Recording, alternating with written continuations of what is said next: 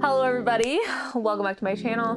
My name is Darylyn, and today we are gonna have a little bit of fun talking about plants that flopped.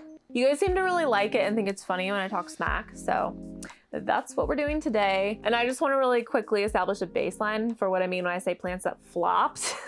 Basically, I just mean that like plants that kind of like debuted and were really expensive and desired for a while, but then like quickly fell off, and that I just don't see people looking for or trying to buy anymore. I do think like part of this is because of just like the collective decline in plant prices across the board. But even with the collective decline of plant prices across the board, there are still lots of plants out there that I still see people really wanting and buying all the time, even if they're for much less than they used to be. These are all things that like I just do not see people buying, talking about, growing, keeping in their houses, asking for advice on how to grow. I don't see them being purged. I don't see plant shops stocking them. Like, they flopped. Like, I think what happened was during kind of the plant boom, a lot of people would buy plants because they were trying to flip them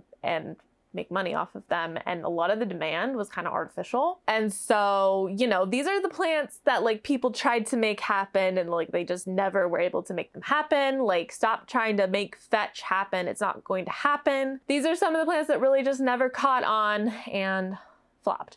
So also, too, if one of your favorite plants is on this list, I apologize in advance. Like, it's not personal. It's just supposed to be fun. And it's my opinion. So if you're not having fun, totally fine. Life is too short to watch content that's not entertaining. Please click off the video and don't worry about it. But yeah, this is like, I think that I have pretty good reasons for kind of putting these plants on blast. So, all right, cool. So we're going to get into it. So first thing is one that I feel like is like one of my favorite plants to like roast, and that is the epipendum panatum marble, because I remember when this plant first came out and they were trying to sell it for so much money. Like, I remember it was in the quadruple digits for sure, like the low quadruple digits for epipendum panatum marble. And I will say that I do really think that these plants are cool and pretty. It's just that they're not like low quadruple digits level of cool and pretty. They do kind of have a couple of things kind of like going against them from the get-go. And like the first thing is that they kind of just look too much like a pothos marble queen to really be distinct enough to deserve that high of a price point. And then the other thing that they kind of have going against them is that by the time this came out, a lot of people had already tried to grow things like just the regular epipendum panatum albo or the cebu blue, tried to like grow them up poles or boards and size them up and struggled with it. Like, all of the different types of epipendum panatum look really fantastic when they mature, but they just aren't easy plants to mature. So I think a lot of people kind of just were not interested in that journey because they had already kind of tried and failed. But Wild Fern actually has a really pretty one. So if you want to go over there to her channel or her Instagram and see what success looks like with that plant, you should, because I do think they're really pretty, but like that just, I remember people were trying to push that plant like, I don't know, 9 months, a year ago, and just thinking to myself, oh my God, like stop trying to make fetch happen. It's not going to happen. The epipendum panatum marble is just not something that ever really caught on. So the next one is a plant I actually have. Let me grab it. You can see how much I love this plant and how valuable it is to me. But this is the Philodendron mikens velvet halo variegated form. And these just, I mean, you can kind of see like what I'm talking about. They're just not like that spectacular. They're kind of like misformed, misshapen. There's not like that much like variegation on them. When I first got this plant, like I kind of thought it was really cool, but as it's grown out, it just kind of looks sad and like diseased. These kind of had the fortunate moment of kind of debuting, a similar time around when the variegated mikens were hitting the scene, and especially like the pink mikens like had just come out, and those were going for like thousands of dollars. And yeah, those are definitely in my fancy philodendron video if you want to go check that out. But these were kind of like the next best thing, I guess, and I think they definitely caught some of the shine of those other types of variegated mikens. But these just, when they first debuted, they were going for like $200 a node. A node! Like, that's wild. And yeah, they pretty quickly came crashing down. Like, again, I think the only people who were paying that kind of money for these were people who wanted to sell them for $200 a node and make the money back. I don't think that most like people saw these and were like, oh my God, like I have to have that. My collection's not complete without that. Like, that is spectacular. I mean, they're kind of cool. I haven't thrown it away. I did get this plant in a trade, so it's not like I spent $200 on one node of it. Yeah, definitely just not like a hypeable plant the same way that some of the other like types of variegated mikens were. And yeah, it just didn't catch on. It kind of flopped. Like nowadays, like, God, you can even probably sell these for like $20 a node. So yeah, I mean, like the decline was pretty swift on that front. And another thing that, you know, like people tried to make happen and it just didn't stick. It didn't stay around. All right, so next is kind of like a throwback.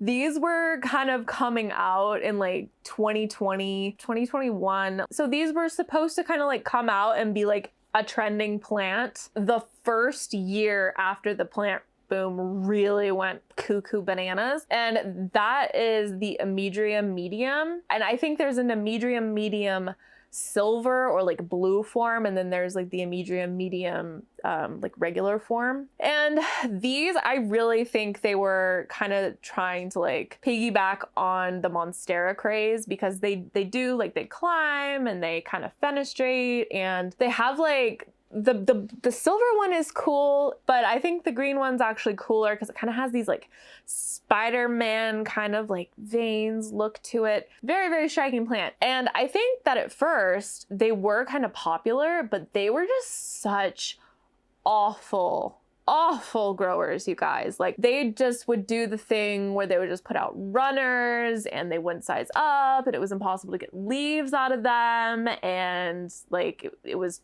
tough, you know, with the moss poles, keeping them moist, and it just wasn't like a good time for the people who were trying to grow them, who didn't have, you know, like greenhouse conditions. I have seen a few people be successful with these, and they're beautiful. They're great. They're very, very cool. But I just don't think that for a lot of people, the juice is worth the squeeze on a medium, because they're a lot of effort to get them growing well. I mean, this is far from the only type of plant that does the thing with the runners, but I know folks who've grown plants that just do nothing but give them runners, and it's so depressing. So I can see why, like, I never hear about Emedriums anymore.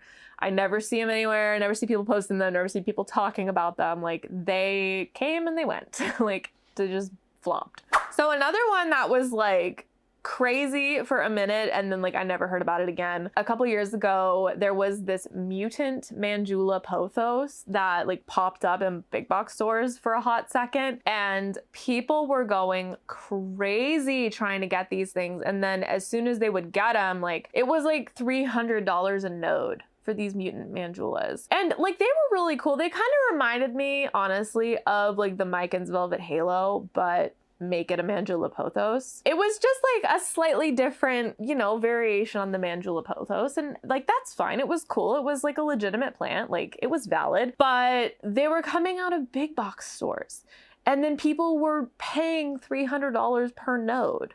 And you know what I think happened? More and more big box stores stocked them, and eventually everybody who wanted one got one, and there was just like no market left for them. I honestly like haven't heard about mutant Manjulas in years. Like, they were really hot for like a month in 2020, 2021 or something like that, and then just like poof, I've never heard from them again. That honestly like might be the biggest flop on this list. Like, never seen nor heard from again.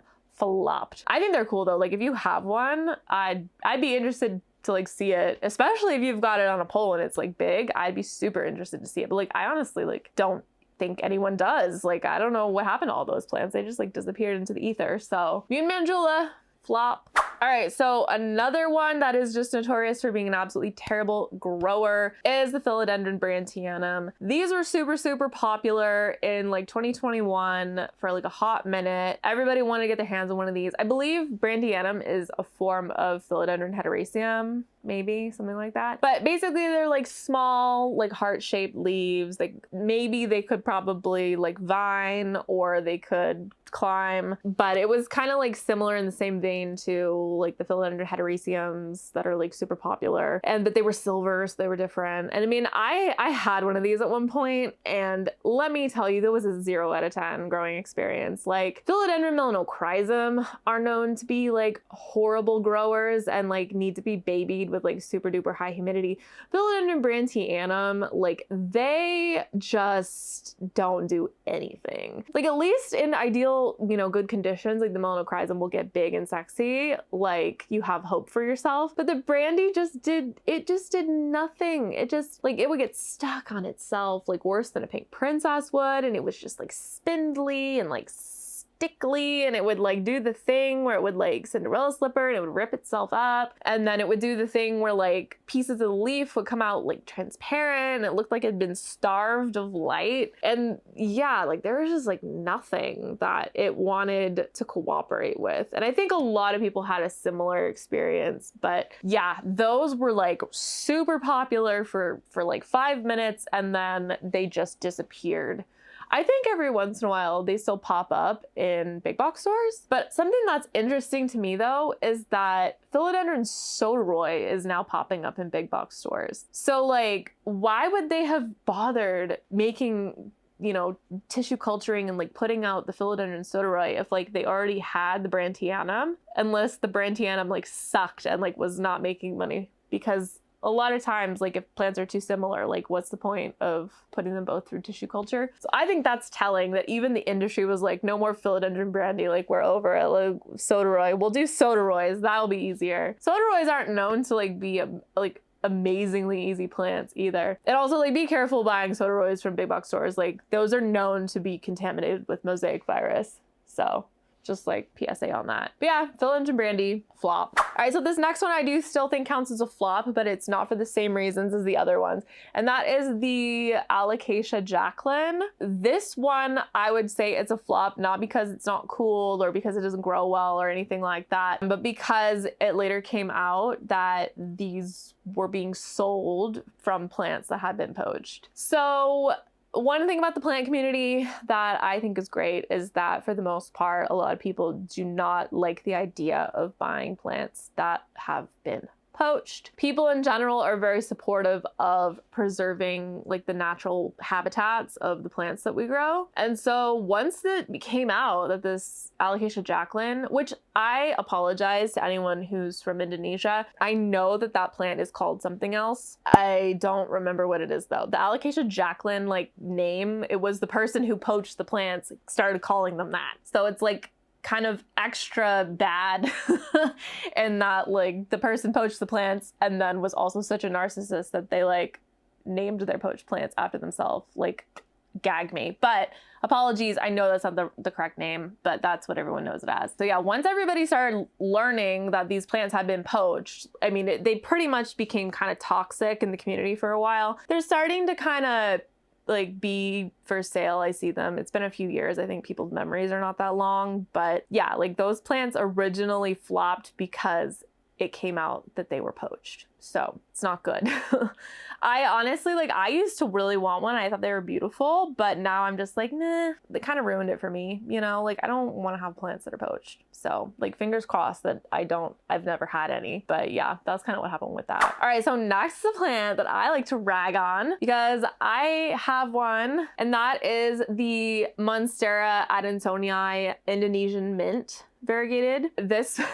So the reason that this plant flopped is kind of complex. I think that there were actually like two components, and like there was what happened at first and then kind of like what was the nail in the coffin. So originally what happened was when this plant came out, everybody was like, this has a virus. This has mosaic virus. There's no way that this is really variegation. It was debunked multiple times in multiple different ways. And like, I had the plant back then when it was like first came out. The variegation would emerge bright white, and then it was also kind of glittery, and then it would fade down to like the mint mottled mosaic virus-y kind of look. But like, it was definitely variegation, and it was beautiful, but like mosaic virus doesn't like give you half moons and like behave the way that variegation does. And like, it was very clear to me that it wasn't mosaic virus, at least in my plant.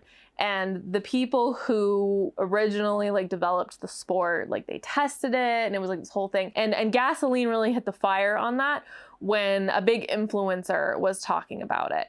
And then it turned out that it was like a misunderstanding, because there's like multiple different forms of variegated mint Adansonii, and she had been talking about the European version, not the Indonesian version. But like, by the time that the whole thing was settled, like, it was too late. And because of that, the plant at first, like, really people had their eye on it as being like the next big thing, and then it flopped really quickly. Eventually people kind of got past that, but then by that point it was kind of starting to like be more known that it's like not the easiest plant to grow. Like, you really need high humidity to get like the maximum enjoyment out of the colors. And it just has like, you know, annoying houseplant issues of like, if you don't put it on a pole, it doesn't do anything. And it's really difficult to keep the whole thing looking nice. And it guzzles water. And then of course it doesn't hold the beautiful glittery white colors. They fade down and look like green and just not pretty. So that plant flopped. I mean, like, at the beginning of the whole mint Adansonii thing, those plants were going for like a couple $100s for a node. Like, I think, you know, like a plant would be like $1,200 at the beginning. And I mean, now like I sell them on Facebook for like $15. Like, they're not something that commands a whole lot of money. And yeah, the decline on that was like pretty swift. It's interesting how sometimes plants flop because the plant just isn't good, and how sometimes they flop because of politics. So that is a good example of politics.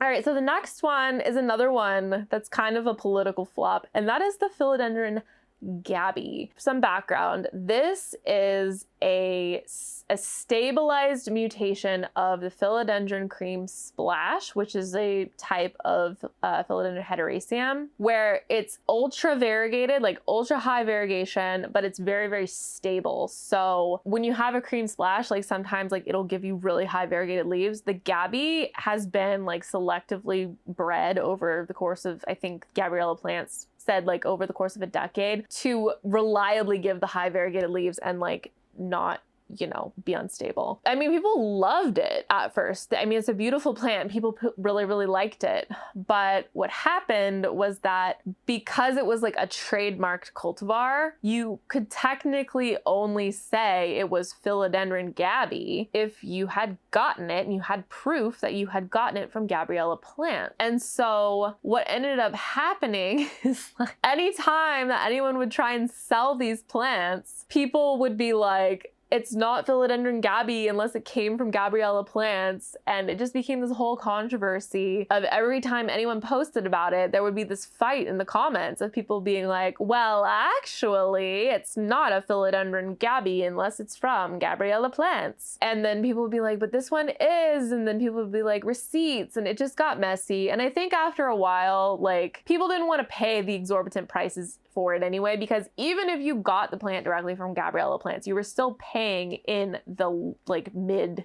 triple digits. I think they were selling them, it was like $300 or something for these little plants when they were selling them, probably because they knew that people were just gonna buy them and resell them, and they wanted to get their money when they could. Like, you know, respect, like, get the bag, whatever. But like, so the politics around that like kind of ruined the plant, and now like nobody wants them because people want to sell them for more money, but people don't want to pay it because it's not like from Gabriella Plants. So those don't really have a ton of resale upside, and I think that's one of the reasons why they've just kind of fallen out of popularity. I'm sure that they still sell out when Gabriella Plants puts them out, but I don't think that those people are reselling them at this point. Like, I think that, you know, the resale market on those has like calmed down a lot. So that's the interesting story on that. All right, so last but not least, aka the grand finale of plants that flopped, is just variegated Anthurium in general. Oh my god, I love to hate on variegated Anthurium. Like, it is just so funny to me that the most expensive philodendrons and the most expensive Monstera and Alocasia out there are the ones that have variegation, that have nice color. There's so many Anthurium coming out with variegated versions nowadays because, you know, they're more popular, they're being tissue cultured more, and so the mutations are happening more. But like, just so few of them actually look good. A lot of them have yellow variegation, which I think is a hard sell for most people. Like, it's just not as striking as like the bright white with the mint kind of like color palette. But then another thing too about it is a lot of them are just they're marbled and yellow, and it just looks sick. It looks sickly. It's not attractive. And I feel like that's the big thing with like variegated plants is it's like, okay, yes, cool, it's variegated, but like, is it attractive? Is it appealing? Is it aesthetically nice? Like, do we like it? And with